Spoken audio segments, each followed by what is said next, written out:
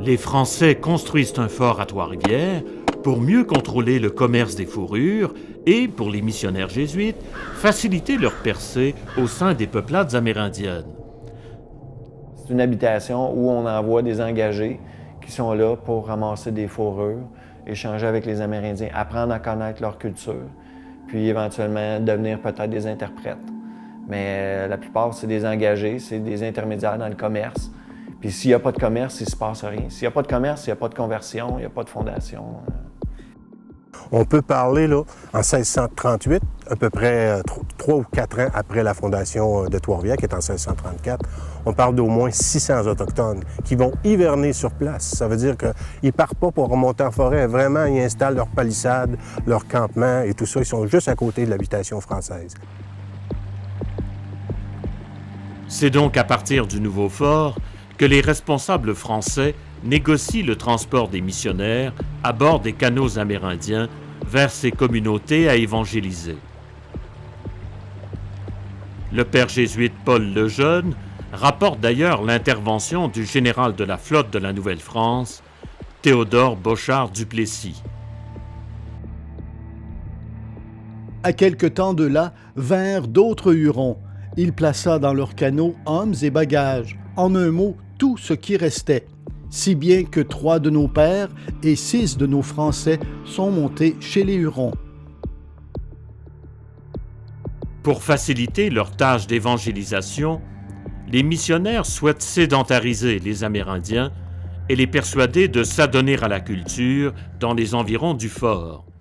Ce souhait des missionnaires vient cependant heurter des impératifs commerciaux. Ce sont des commerçants aussi. C'est sûr qu'on nous a appris que la religion, il ne fallait pas être commerçant, mais la réalité des faits, là, c'est les deux.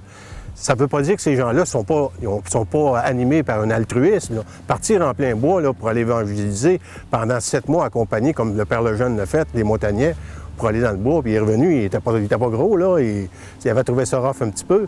Bien, il fallait vraiment avoir une mission, hein, vraiment un altruisme, puis penser là, vraiment qu'on pouvait changer les choses. Mais en même temps, ils ne sont pas trop fous, là, les missionnaires. Ils savent que si on sédentarise les Autochtones, si on les fait rentrer dans la bonne société française, on n'aura plus de fourrure, parce que c'est les Autochtones qui vont chercher la fourrure. Fait qu'ils y vont, mais pas trop fort. Autrement dit, on s'acclimate un peu. Là. Très tôt, les missionnaires se félicitent de cette cohabitation entre les deux communautés qui facilite les conversions, d'ailleurs plus nombreuses à la résidence de la Conception de Trois-Rivières qu'à Québec. Comme les sauvages se plaisent davantage à Trois-Rivières que non pas à Québec, aussi font-ils là plus souvent leur séjour et en plus grand nombre. C'est pourquoi nos pères, qui ont demeuré cette année en notre résidence de la Conception, ont baptisé plus de personnes que ceux qui sont restés à Québec. Des liens étroits sont donc tissés entre les deux communautés, si bien que les Amérindiens interviendront rapidement lorsqu'un incendie éclate dans l'habitation le 1er décembre 1635. Le feu s'étant pris à l'habitation des Trois-Rivières, un capitaine des Sauvages les exhorta si vivement de nous secourir et de sauver le pain et les pois, qu'en effet le magasin se sauva.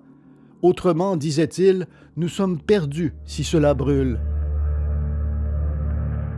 Peu après cet événement, le 25 décembre, Samuel de Champlain s'éteint à Québec.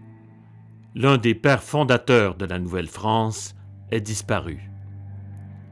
Mais avec la construction du nouveau fort de Trois-Rivières, plus rien ne peut entraver la progression de l'occupation française dans la vallée du Saint-Laurent.